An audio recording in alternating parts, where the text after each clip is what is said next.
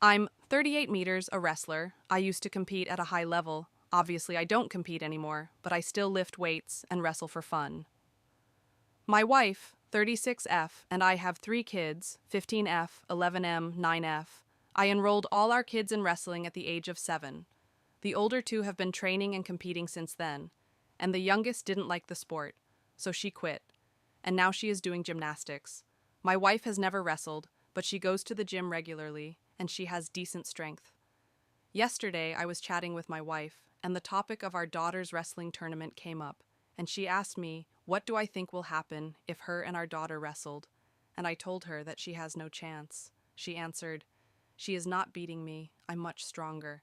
And I told her, you can try if you want to, but I'm telling you will get ragdolled.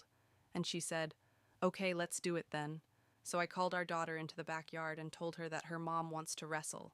They wrestled while me and the other kids were watching, and just like I told her, my wife got handled with ease. When they were done, it didn't last long.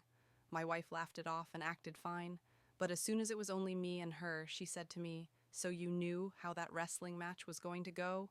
I answered yes, and she said, and you still let it happen? I got embarrassed by my own child in front of my other children, and now they are not going to look at me the same way. I told her she is the one who asked for it, and the idea that our kids will not look at her the same way is completely false, because I taught our kids to be graceful and respectful in victory and defeat. And I'm pretty sure they have respect for their mother, regardless of what happens in a wrestling match, even after I said she wasn't not convinced, and still upset, which is not justified in my opinion.